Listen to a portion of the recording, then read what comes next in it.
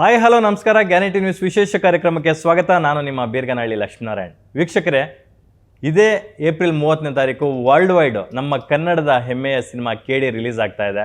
ಇತ್ತೀಚೆಗಷ್ಟೇ ನಾನು ಚಿತ್ರದ ನಾಯಕ ನಟರಾದಂಥ ಆ್ಯಕ್ಷನ್ ಪ್ರಿನ್ಸ್ ಧ್ರುವ ಸರ್ಜಾ ಮತ್ತು ನಾಯಕ ನಟಿ ಘಾಟಿ ಹುಡುಗಿಯಾಗಿ ಕಾಣಿಸ್ಕೊಂಡಿರ್ತಕ್ಕಂತಹ ರೀಶ್ಮಾ ನಾಣೆ ಅವ್ರನ್ನಿಬ್ಬರನ್ನೂ ಕೂರಿಸಿ ಒಂದು ಒಳ್ಳೆ ಸಂದರ್ಶನ ಮಾಡಿದ್ದೆ. ಕಂಟೆಂಟ್ ಎಲ್ಲ ನೀವು ನೋಡಿರ್ತೀರ, ಸಿಕ್ಕಾಪಟ್ಟೆ ವೈರಲ್ ಕೂಡ ಆಗ್ತಾ ಇದೆ. ಇಷ್ಟೆಲ್ಲ ಆದಮೇಲೆ ಆ ಸಿನಿಮಾದ ಕ್ಯಾಪ್ಟನ್ನ ಮಾತಾಡಿಸುವಂಥ ಸಮಯ ಈಗ. ಯಾಕಂತಂದರೆ ಕನ್ನಡಕ್ಕೆ ತಮ್ಮದೇ ಆದಂತಹ ಸಾಧನೆಯನ್ನು ಮಾಡಿ ಕನ್ನಡ ಚಿತ್ರರಂಗಕ್ಕೆ ಬಹುದೊಡ್ಡ ಕೊಡುಗೆಯನ್ನು ನೀಡಿರ್ತಕ್ಕಂತಹ ನಿರ್ದೇಶಕರು, ಸ್ಯಾಂಡಲ್ವುಡ್ನ one and only showman Prem's Jogi Prem ಅವರು ಈಗ ನಮ್ಮೊಟ್ಟಿಗಿದ್ದಾರೆ. ಕೆಡಿ ಚಿತ್ರದ ಕ್ಯಾಪ್ಟನ್ ಆಫ್ ದ ಶಿಪ್. ಹೇಗಿದ್ದೀರಾ? ಸೂಪರ್ ಕಂದ, ಸೂಪರ್. ಖುಷಿ ಆಗುತ್ತೆ. ಕಾರ್ಯಕ್ರಮಕ್ಕೆ ಪ್ರೀತಿಯ ಆತ್ಮೀಯ ಸ್ವಾಗತ. ಥ್ಯಾಂಕ್ ಯು ಸೋ ಮಚ್ ಕಂದ. Thank you. ತುಂಬಾ ದಿನ ಆಯ್ತು. ಲಾಂಗ್ ಟೈಮ್, ತುಂಬಾ ಲಾಂಗ್ ಟೈಮ್, ಹೌದೌದು, ತುಂಬಾ long time actually. Thank you so much, thank you. ನಾನೇ ನೋಡಿದೆ, ನಾನು ಇವ್ರನ್ನೆಲ್ಲ ಇಂಟರ್ವ್ಯೂ ಮಾಡಿರೋದೆಲ್ಲ ನೋಡಿದೆ, ಚೆನ್ನಾಗಿ ಮಾತಾಡ್ಯಾರ ತುಂಬ. ನಾನು ಹಂಗೂ ಈ ನನ್ನ ಮಗ ಮೋಸ್ಟ್ಲಿ ಏನೇನೋ ಕೇಳಿರ್ತಾನೆ, ಇವ್ರೇನೋ ಹೇಳ್ಬಿಟ್ಟಿರ್ತಾರೆ, ಅಯ್ಯೋ ಅನ್ಕೊಂಡು ನನಗೆ ಗೊತ್ತಲ್ಲ ನಾನು. ಏನಿಲ್ಲ, ಸಿನಿಮಾದ ಪರಿಧಿ ಬಿಟ್ಟು ಹೊರಗಡೆ ಹೋಗಿ ನಾನು ಜಸ್ಟ್ ಜೋಕ್ ಮಾಡಿದೆ. ನಿಮ್ಗಳ ಹತ್ರ ಮಾತಾಡ್ತೀನಿ, ಯಾರ ಹತ್ರ ಮಾತಾಡ್ಲಿ ಮಗನೇ. ಜೋಗಿ ಪ್ರೇಮ್ ಅವ್ರಿಗೆ ತತ್ಕ್ಷಣಕ್ಕೆ ಫೀಲಿಂಗ್ಸು, ಎಮೋಷನ್ಸ್ ಎಲ್ಲ ಹೇಗೆ ವರ್ಕ್ ಆಗ್ತಿದೆ ಅಂತ. ಯಾಕಂತಂದ್ರೆ ಈ ಸಿನಿಮಾ ಶುರುವಾಗಕ್ಕೆ ಮೊದಲಿಂದ ಕೂಡ, ರಿಲೀಸ್ ಆದ್ಮೇಲೂ ಕೂಡ ಟೆನ್ಷನ್ ಅಲ್ಲಿ ಇರ್ತಕ್ಕಂಥ ಏಕೈಕ ವ್ಯಕ್ತಿ ಅಂದ್ರೆ ಅದು ಸಿನಿಮಾದ ನಿರ್ದೇಶಕರಾಗಿರ್ತಾರೆ. ನೀವು ಆ ಒಂದು ಪೊಸಿಷನ್ ಅಲ್ಲಿ ಇದ್ಕೊಂಡು ನಿಮ್ಗೆ ಎಷ್ಟು ತಳಮಳ ಇದೆ ಅಂತಕ್ಕಂಥದ್ದು. ನಾನು ಬೇಸಿಕಲಿ ಲಕ್ಷ್ಮಿ ಏನಕ್ಕೂ ಎದುರುದೋನೇ ಅಲ್ಲ. ನನ್ನ ಜಾಬ್ ನಾನು ಮಾಡ್ಕೊಂಡು ಹೋಗ್ತಾ ಇರ್ತೀನಿ.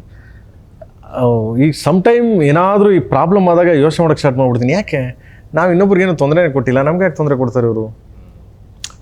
ರೀಸನ್ ಇಲ್ಲದೆ ಆದಾಗ, ನಾವು ಇನ್ನೊಬ್ರಿಗೆ ನೀವು ಕೆಡ್ದಂಗೆ ಮಾತಾಡಿದಾಗ, ಇನ್ನೊಬ್ರಿಗೆ ನಾವು ಯಾರಿಗಾದ್ರೂ ಹೀಯಾಳಿಸಿದಾಗ, ಇನ್ನೊಬ್ರಿಗೆ ಹರ್ಟ್ ಮಾಡಿದಾಗ ನಮಗೆ ಮಾಡೋದು ತಪ್ಪೇನಿಲ್ಲ. ಯಾಕಂದರೆ ನಮಗೆ ಹೇಳ್ತೀವಲ್ಲ, ಇಲ್ಲಿಂದ ಇಲ್ಲೇ ನಮ್ಗೆ ತೋರಿಸುತ್ತೆ ದೇವ್ರನ್ನ. ನಾವು ಯಾರಿಗೂ ಮಾಡಿರಲ್ಲ, ಆದರೂ ನಮಗೆ ತೊಂದರೆ ಕೊಡ್ತಾರಲ್ಲ, ನಾವೇನು ಮಾಡಿದ್ದೀವಿ ಅಂತ ಅವಾಗ ಯೋಚನೆ ಮಾಡ್ಬಿಡ್ತೀವಿ. ಒಬ್ಬನೇ ಕುತ್ಕೊಂಡು ಯೋಚನೆ ಮಾಡ್ಬಿಡ್ತೀನಿ. ನಾನು ಅವಾಗ ಹೇಳ್ಕೊಳಕ್ಕೆ ಹೋಗಲ್ಲ ಯಾರ ಹತ್ರನೂ. ಯಾಕಂದರೆ ಹೇಳ್ಕೊಂಡು ಏನು ಪ್ರಯೋಜನ ಇಲ್ಲ ಪಾಪ. ಅವ್ರಿಗೆ ನಮ್ಮ ನೋವು ಹೇಳ್ಕೊಂಡು ಪಾಪ ಅವ್ರಿಗೆ ಯಾಕೆ ನೋವು ಮಾಡಬೇಕು ಅಂತ. ಸೊ ಅದದ್ದು ಬಿಟ್ಟರೆ ಬೇರೆ ಯಾವುದ್ರ ಬಗ್ಗೆ ನಾನು ಥಿಂಕೇ ಮಾಡಲ್ಲ. ಅಂದರೆ ಲೈಕ್ ನಡೆದ್ರೆ ಸ್ಟಾರ್ಟ್ ಮಾಡಿದ್ರೆ ಹೋಗ್ತಾ ಇರ್ತೀನಿ ಸುಮ್ಮನೆ, ಯಾವ್ದು ಕೇರ್ ಮಾಡಲ್ಲ, ಯಾವ್ದು ತಲೆ ಕೆಡಿಸ್ಕೊಳ್ಳಲ್ಲ, ಹೋಗ್ತಾ ಇರ್ತೀನಿ. ಸೊ ಅಂಥದ್ರಲ್ಲಿ ನಿಮಗೆ ಶುರುವಿಂದ ಟಿಲ್ ಟುಡೇ ಕೇಡಿನ ತುಂಬ ಹೆಗಲ ಮೇಲೆ ಹೊತ್ಕೊಂಡು ತಗೊಂಡು ಹೋಗ್ತಾ ಇದ್ದೀನಿ. ಅದಕ್ಕೆ ಎಲ್ಲರೂ ಸಾಥ್ ಕೊಟ್ಟಿದ್ದಾರೆ ಮಗನೇ. ನಾಳೆ ರಿಲೀಸ್, ಇನ್ನು 30ನೇ ತಾರೀಕು ರಿಲೀಸ್ ಆಗ್ತಿದೆ ಸಿನಿಮಾ. ಆದರೂ ನಿನ್ಗೆ ಗೊತ್ತೇ ಇದೆ, ನನ್ನ ಬುದ್ಧಿ ನಿಂಗೆ ಚೆನ್ನಾಗಿ ಗೊತ್ತಿದೆ. ಒಂದು ಕಡೆ ಹೊಡ್ಕೊತಾ ಇರುತ್ತೆ. ನಾವು ಎಷ್ಟೇನೇ ಮಾಡಲಿ, ನಾವೆಷ್ಟೇ ಏನು ಕಾನ್ಫಿಡೆನ್ಸ್ ಇದ್ದರೂ, ನಾವು ಏನೇ ಇದ್ರೂ ಜನ ಏನಂತಾರೆ, ಜನ ಹೆಂಗೆ ತಗೋತಾರೆ, ಪ್ರೇಮ್ ಅಂದರೆ ತೀರಾ ಎಕ್ಸ್ಪೆಕ್ಟೇಷನ್ ಇಟ್ಕೊಂಡಿರ್ತಾರೆ. ಸೊ ಇದನ್ನೆಲ್ಲ ಯೋಚನೆ ಮಾಡೋಕ್ಕೆ ನಿಂತುಬಿಡ್ತೀನಿ. ಆಮೇಲೆ ತುಂಬ ಭಯ ಕಾಡ್ತಾ ಇರ್ತದೆ.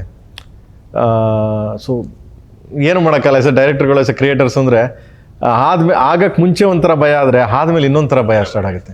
ಇದನ್ನು ಹೆಂಗೆ ಒಪ್ಕೋತಾರೋ, ಹೆಂಗೆ ಒಪ್ಪಿಸ್ಬೇಕು ಅವ್ರನ್ನ ಅಂತ. ಬಟ್ ಪರ್ಟಿಕ್ಯುಲರ್ ಈ ಸಿನಿಮಾ ಮಾತ್ರ ನಾನು ಒಂದು ಒಳ್ಳೆ ಕಂಟೆಂಟಲ್ಲೇ ಬರ್ತಾಯಿದ್ದೀನಿ. ಒಂದು ಒಳ್ಳೆ ಕಂಟೆಂಟು, ಒಂದು ಬ್ಯಾಂಗ್ಳೂರು ಸಿಟಿಲಿ 1975, 80s ಅಂಡರಲ್ಲಿ ನಡೆದಂಥ ಒಂದು ಘಟನೆನ ಇಟ್ಕೊಂಡು ಒಂದು ನಾರ್ಮಲ್ ಹುಡುಗ, ಅವನು ಆ ಕಾಳಿದಾಸನ ಒಂದು ಹುಡುಗನ ಕಥೆನ ಹೇಳ್ಕೊಂಡು ಅದನ್ನು ಕಮರ್ಷಿಯಲಾಗಿ ಏನೆಲ್ಲ ಹೇಳೋಕ್ಕೆ ಸಾಧ್ಯ,